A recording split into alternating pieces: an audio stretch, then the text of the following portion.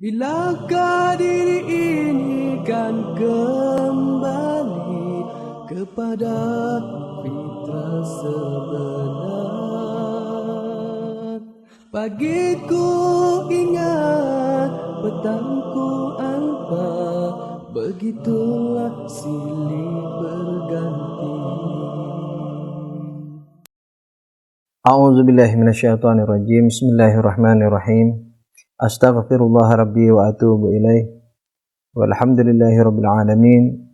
Summa salatu wassalamu ala asyrafil anbiya'i wal mursalin habibina wa habibi rabbil alamin. Abil Qasim Muhammad wa ala alihi at-tayyibin at-tahirin al-ma'sumin al-muntajabin. Amma ba'du. Assalamualaikum warahmatullahi wabarakatuh. Para pemirsa yang budiman di mana saja Anda berada, semoga Allah selalu tidak henti-hentinya memberikan inayah kepada Anda, begitu juga kepada kami. Inayah terhadap ketaatan, inayah terhadap taubat kalau masih ada kesalahan, dan inayah untuk menjauhi kesalahan. Begitu juga inayah untuk meninggikan kebaikan sehingga kita kita bisa mencapai maqamul muqarrabin, ya orang-orang yang didekatkan kepada Allah Subhanahu wa taala. Amin ya rabbal alamin. Pada pertemuan kita yang ketujuh, kita telah membahas mengenai kepemilikan ruh daripada semua makhluk materi khususnya. Jadi ruh tidak hanya dimiliki oleh manusia dan binatang, tetapi pepohonan, kemudian bebatuan, tanah, air, gunung, bumi, matahari, dan semua makhluk-makhluk materi memiliki unsur lain yang disebut dengan ruh, yang hakikatnya adalah keberadaan non-materi. Pada kesempatan pada pertemuan itu telah kita tambahkan pula mengenai argumentasi ke non-materian ruh. Pada hari ini kita akan melanjutkan argumen tersebut, yaitu ke non-materian ruh. Dan ini insyaallah merupakan pendekat atau argumen yang terakhir pada pelajaran akhlak kita ini. Mungkin di lain tempat, di lain kesempatan, misalnya di filsafat, seandainya kita membahas ruh ini dari dimensi filsafat, mungkin di sana kita akan lebih meluaskan argumentasinya. Pada argumen ke-7 ini ada dua pertentangan dalam diri manusia, baik dilihat dari sudut pengembangannya atau penurunannya, baik dari sudut peningkatannya atau dari sudut penurunannya. Ketika anak kecil menjadi besar, dia naik, dia bertambah sempurna, biasanya ruhnya juga ikut menyempurna. Oleh karena itu dia lebih mengenal lingkungannya secara lebih baik. Bukan hanya dapat mengenal seperti warna-warna, seperti wajah orang tuanya, seperti bedanya kursi dengan katakanlah lemari atau rumah, mobil. Dia juga bisa memahami pahaman-pahaman yang sudah disinggung pada majelis sebelumnya, memahami hal-hal yang tidak terikat dengan ruang waktu. Di antaranya memahami hal-hal misalnya yang berupa pemahaman seperti cinta, seperti marah, seperti rasa tidak suka, dan seterusnya, di mana hal itu merupakan hakikat atau keberadaan atau pekerjaan non-materi daripada ruh manusia.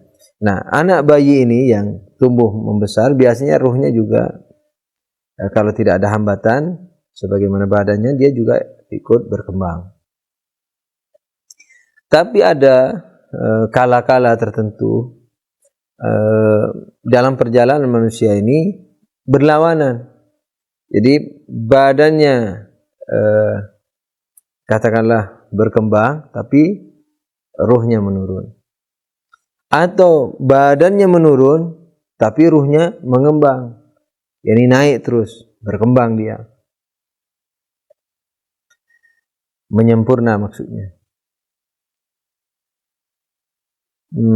Contohnya seperti ketika anak itu masih dalam keadaan kecil, wulida alal fitrah, dia dicipta sesuai dengan fitrahnya, yakni suci. Badannya menyempurna, menjadi anak yang bisa berjalan, lari, kemudian bisa berlari, kemudian menjadi pemuda, mungkin menjadi juara dunia dalam olahraga tertentu, katakanlah judo, apa saja yang mengandalkan kekuatan badan pada umumnya. Tapi sebaliknya ruhnya turun, ketenangannya dia menjadi turun, kemudian tawakalnya dia menjadi turun, ilmunya juga turun. Ilmu kan kesempurnaan daripada materi. Mungkin badannya menjadi gagah, menjadi perkasa. Tapi karena olahraganya yang dilakukan adalah tinju, misalnya karena kepalanya sering digempur oleh bogeman tinju, maka otaknya sebagai alat ruh untuk berpikir menjadi terganggu. Makanya badannya menjadi sehat, tapi ruhnya menjadi menurun, susah menghafal misalnya, dan seterusnya. Terlebih lagi kalau dilihat dari dimensi akhlak, bisa saja dia olahragawan nomor 1 di jagat raya ini, tapi dilihat dari sisi ruhnya, ketakwaannya, kesempurnaan akhlaknya sangat di bawah misalnya dari orang-orang yang cacat sekalipun. Kalau dilihat dari ilmu katakanlah akhlak agama. Kalau dilihat dari dimensi apa yang dikatakan psikologi yang mungkin sudah diterima oleh alam materialis, dunia keilmuan materialis. Nah, di situ ketika dia misalnya sudah menjadi juara dunia, kemudian dia misalnya rohnya tidak menjadi sehat, kemudian menurun kesehatannya, maka itu dia misalnya terjadi keserakahan, terjadi hasud menghasut, dengki mendengki, kemudian jegal menjegal dengan pesaing-pesaingnya, bersaingnya sudah tidak sehat misalnya, atau dia melakukan hal-hal yang secara moralitas materialis pun sudah jatuh ke dalam jurang mental yang sangat lemah, bahkan bisa dikategorikan sakit.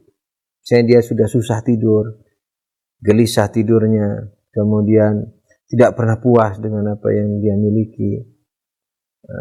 Bahkan tidak jarang mereka misalnya melakukan atau menggunakan, na'udzubillah min dzalik, misalnya kasarnya morfin misalnya untuk menambah kepuasan dirinya. Itu jangankan dilihat dari ilmu akhlak Islami, dilihat dari ilmu psikologi saja yang secara modern kita lihat, mereka itu digolongkan kepada orang-orang yang sakit ruhnya, yang sakit atau yang cacat mentalnya. Dengan demikian, dengan penjelasan ini, apa yang ingin kita katakan kepada Anda, bahwasanya dalam diri manusia ini kan ada pendapat mengenai bahwa manusia ini hanya materi. Nah, kalau hanya materi, mengapa ada yang naik dan ada yang turun? Jadi badannya menyempurna tapi ruhnya menurun. Itu tandanya bahwa dalam diri manusia ini Ruh manusia ini, rasa yang dimiliki oleh manusia ini tidak bisa dikategorikan sebagai materi. Karena dia tidak selalu ikut perkembangan materi. Sebaliknya, kadang-kadang badannya menurun, tapi ruhnya menguat. Misalnya orang yang masuk daerah umur 40. Umpamanya dalam perkara ini kita contohkan orang yang tadinya tidak beriman atau beriman tapi tidak takwa. Lalu pada umur 40 dia mengadakan koreksi dan beriman, atau yang beriman tapi tidak bertakwa itu lalu menjadi bertakwa, yakni bertaubat kepada Allah Subhanahu wa taala. Maka dari sisi badan dia menurun, tapi dari sisi rohani dia menguat. Atau orang yang tadinya memang baik, dia selagi muda tidak pernah tinggalkan ketaatan, tidak pula melakukan maksiat. Nah, semakin umur 40 semakin naik. Karena dia sudah melatih diri dari sejak kecil, dari sejak dewasa atau dari sejak masa muda. Maka itu semakin umur 40 ke atas dia semakin naik. Kesempurnaan rohaninya semakin menyempurna.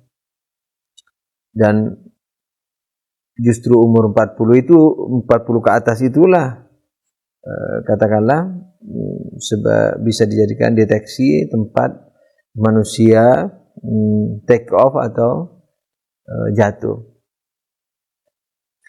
Di sebuah riwayat dikatakan bahwa kalau manusia tidak mengambil manfaat dari sholatnya sampai umur 40 tahun, maka setan mengusap wajahnya dengan mengatakan kurang lebihnya, sudahlah kau ini sudah golonganku, misalnya begitu. Nauzubillah min dzalik. Jadi umur 40 ini bisa juga dijadikan take off yang sangat tinggi. Allahu a'lam, Rasulullah juga diangkat menjadi rasul pada umur 40. Jadi ruh Rasulullah atau ruh orang-orang mukminin pada 40 ke atas itu umumnya menaik, menyempurna, terbang melanglang buana. Kalau dalam istilah bahasa Parsi dalam akhlak dikatakan sabuk bol. Sabuk bol yakni dia terbangnya ringan ke langit. Kenapa sabuk bol? Karena kenapa dia terbang ringan? Karena badannya yang unsur jasmaniah ini dia sudah putuskan keterikatannya dengan materi. Jadi sebenarnya kalau kita makan nasi itu sebenarnya kita membumi, membuat badan kita berat, bukan dari sisi gemuk maksud saya. Jadi rohani saya ini terbebani dengan makan minum saya itu. Tapi kalau makan minum saya tidak saya lakukan untuk kelezatan, tapi untuk menjaga kesehatan saja dan tidak berfoya-foya dalam hidup. Karena pada dasarnya kita dunia masalatul akhirah, dunia kata Imam Ali alaihissalam bahwa dunia ini adalah tempat bercocok tanam untuk akhirat. Jadi makan minum saya gunakan hanya untuk masalah-masalah ukhrawi. Jadi saya yang dijaga dalam pemikiran saya umpamanya atau kita itu hanyalah masalah-masalah yang bersifat maknawiyah. Jadi materi ini sekedar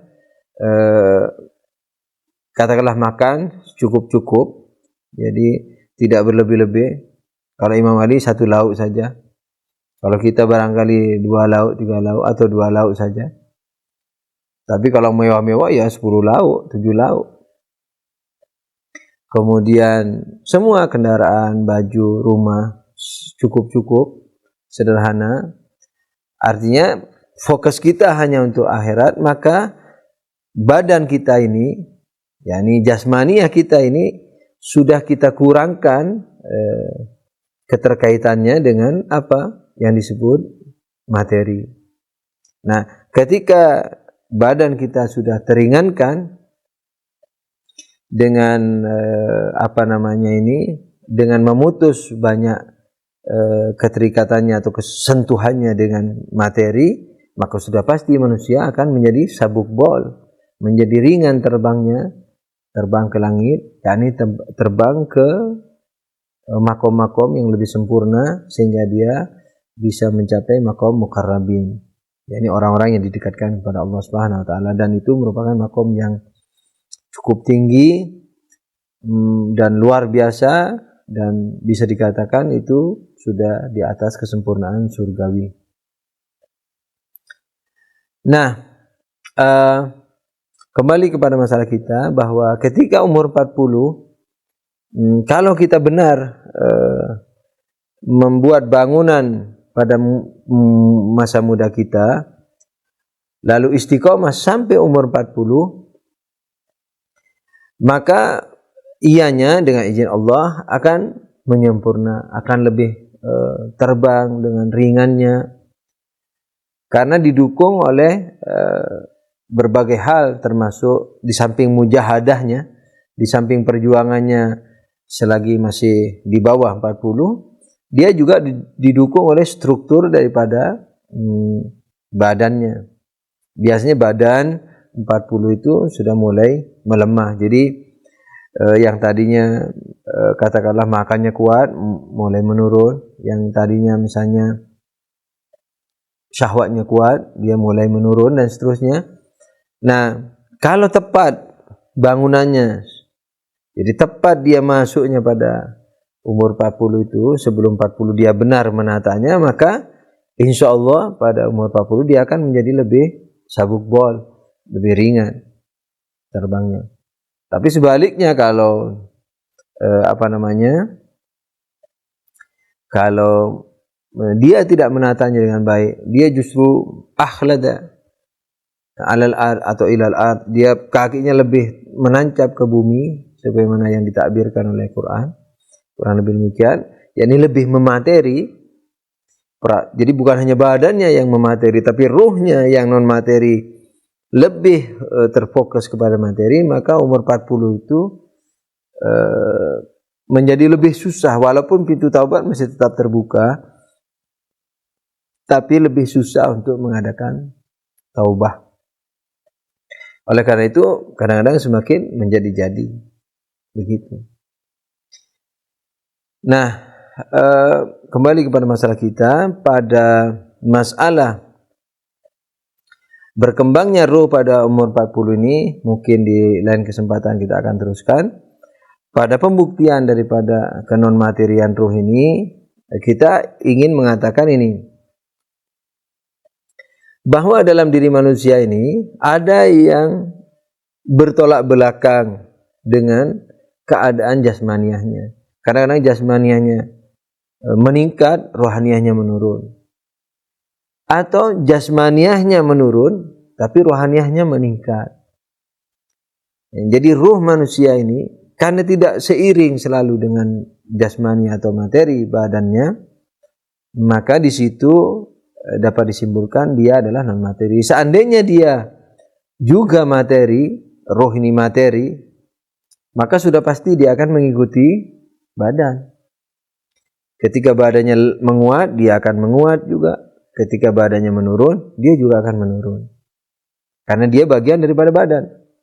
Karena dia bagian dari manusia. Dan manusia hanya badan misalnya. Berarti dia juga bagian badan roh ini. Tapi kalau kenyataannya tidak demikian, yakni bahwa dalam badan manusia ada yang bertolak belakang kemajuan dan penurunannya, walaupun tidak di semua bidang, itu menunjukkan bahwa dalam diri manusia ada yang tidak sejasmani dia, tidak sejasmaniah dia, tidak sesinkhiyah dia, tidak sejenis dia, tidak satu sin. Jadi oleh karena itu dia kadang berkembang manakala badannya menurun, kadang-kadang dia menurun manakala badannya berkembang. Dengan demikian dapat disimpulkan bahwa dalam diri manusia itu terdapat keberadaan lain yang di luar materi. yaitu yang dikatakan non materi dan biasa kita kenal dengan roh atau jiwa manusia.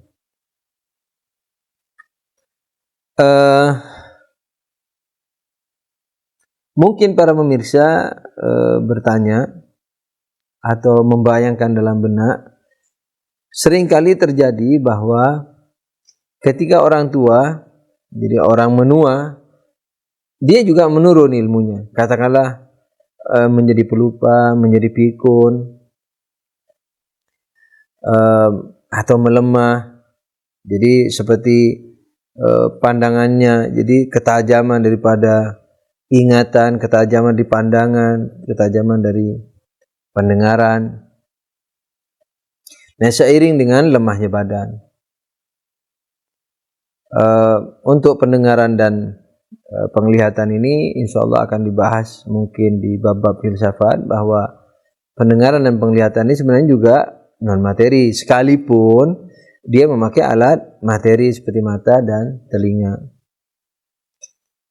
Nah, tapi syubhat atau pertanyaan, iskalan atau sanggahan yang bisa terjadi atau bisa terbayangkan dalam diri para pemirsa, barangkali dari sisi lupa atau maaf pikun, yang biasa kita pakai istilah pikun itu. Jadi semakin tua badannya melemah, ingatannya juga ikut melemah. Nah, ini bagaimana jawabannya? Katanya tadi rohnya sebenarnya muat. Jawaban pertama bahwasanya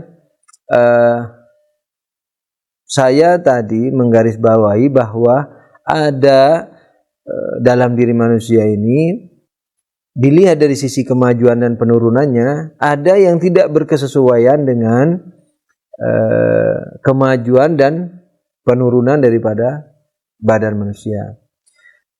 Jadi saya tidak mau mengatakan bahwa seluruhnya berbeda. Gitu. Jadi bisa saja badannya menurun, rohnya juga menurun. Misalnya tadi dia sehat walafiat, dia katakanlah juara karateka di dunia dan dia juga misalnya takwa luar biasa. Tapi masuk umur 40, naudzubillah, dia misalnya menjadi morfinis, dan ruhnya ya sudah jelas, sudah morfinis, sudah lupa sholatnya dan segala macam ditinggalkannya. Jadi turun badannya juga turun rohaniahnya. Bisa aja begitu. Termasuk orang tua yang pikun tadi. Ini jawaban pertama. Jadi tekanannya adalah dalam argumentasi tadi, bukan selalu roh itu melawan perkembangan atau penurunan daripada jasmani atau badan kita. Tapi begitu ada gerakan yang berbeda, apakah gerak naik atau gerak turunnya berbeda dengan gerak naik dan turunnya jasmani, itu sudah cukup bagi kita untuk membuktikan bahwa ada unsur lain dalam diri manusia yang tidak jasmani. Sebab kalau jasmani pasti naik turunnya akan sama. Nah, itu sudah cukup. Jawaban yang kedua, biasanya yang melemah itu adalah sebagai alat. Seperti penglihatan, pendengaran, ingatan. Kenapa? Karena alat dari atau otaknya itu, alatnya itu sudah melemah. Oleh karena itu, ruh yang menggunakan mata atau yang menggunakan telinga atau menggunakan otak itu juga mulai menurun. Jadi sebenarnya yang menurun itu alatnya. Nah, sehingga ruh tidak bisa lagi menggunakan alat tersebut. Kemampuannya, ketajaman penglihatannya menurun.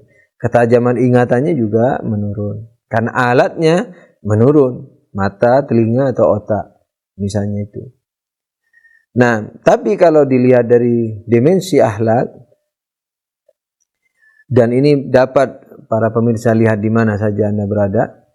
Jadi sering kali, khususnya misalnya kalau kita lihat para ulama, jadi semakin tua tidak mengenal pikun. Kenapa? Karena kemajuan akhlak yang dicapai itu sudah mensubstansi. Jadi sudah menjauhar. Katanya dalam bahasa Arab sudah menjadi jauhar, yatajauhar. Jadi sudah menjadi zat dirinya. Tadi sifat, ilmu sifat, takwa sifat, sholat malam itu sifat. Tapi satu saat sholat malam itu sudah jadi bagian daripada dirinya. Jadi kalau dia tidak sholat malam seperti mati. Kalau dia tidak sholat seperti mati sudah. Misalnya sholat keseharian ini. Atau kalau tidak puasa. Kamu mau dikasih emas misalnya banyak gunung itu. Tapi tinggalkan puasa sebulan. Tidak mau. Setengah bulan tidak mau. Seminggu tidak mau. Tinggalkan puasa sehari juga tidak mau. Nah, itu sudah menjauhar. Jadi sifat beda sifat dengan aksiden dan substansi atau jauhar dan arat ini, sifat dan zat bedanya apa? Kalau masih bisa lepas dari diri kita, seperti taat misalnya, tidak mau melihat yang bukan muhrim misalnya. Sekali, 2 kali, 3 kali, 10 kali itu mungkin masih bisa kembali melihat. Itu masih sifat namanya. Atau arat atau aksiden. Tapi ketika sudah menjadi bagian dirinya, sudah mustahil dia melihat yang bukan muhrim, maka itu sudah dikatakan mentajauhur, sudah menjadi tajauhur, sudah menjadi zatnya atau menjadi substansinya. Itu tidak bisa lepas lagi. Nah, sebenarnya penurunan-penurunan itu karena tidak sampai kepada tingkatan malakah. Karena belum sampai ke tingkatan apa kalau ingat pelajaran pertama kita? Malakah tadi. Ini belum sampai ke tingkat tajauhur, belum sampai ke tingkat mendati, menjadi zatnya, menjadi malakah, menjadi khuluq. Ingat dulu pada pelajaran pertama, khuluq, ini akhlak, jamak daripada khuluq. Khuluq, malakah, yakni kepemilikan yang tidak terpisahkan. Jadi apakah sifat baik atau sifat buruk, manakala sudah menjadi bagian kita dan tidak terpisahkan, itu yang dikatakan khuluq atau malakah atau akhlak atau juga gerakan substansial atau juga zat atau tajauhur.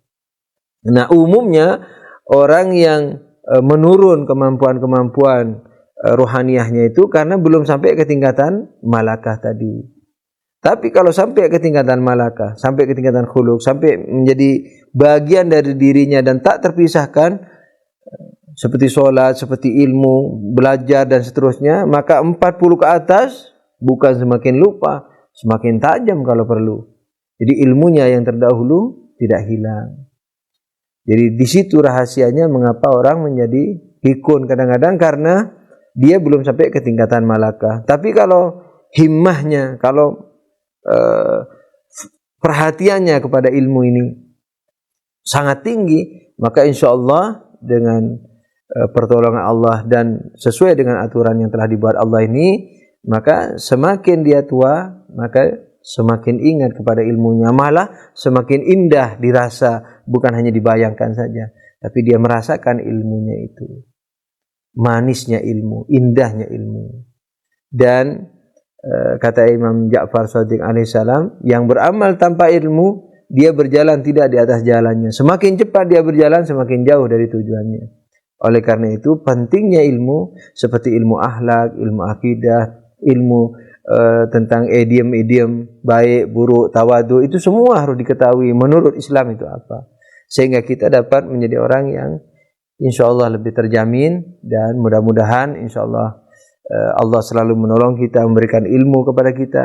Mudah-mudahan Allah menunjukkan kebenaran sebagaimana ia dan memberikan kekuatan kepada kita untuk melaksanakannya, dan mudah-mudahan Allah juga menunjukkan kepada kita kebatilan, ketidakbenaran sebagaimana ia, dan Allah memberikan kekokohan kepada kita untuk menerimanya sehingga kita menolaknya, untuk menerima argumentasinya dan menolak hal tersebut, kemudian kita dijauhkan daripadanya. Amin ya rabbal alamin. Allahumma shalli ala Muhammadin wa alihi thahirin. Wabillahi taufiq wal hidayah. Wassalamualaikum warahmatullahi wabarakatuh. Oh Tuhanku, Kau pimpinlah diri ini yang mendamba cintamu. Aku lemah, aku jahil, tanpa pimpinan darimu. Oh Tuhanku, Kau pimpinlah diri ini yang mendamba cinta-Mu.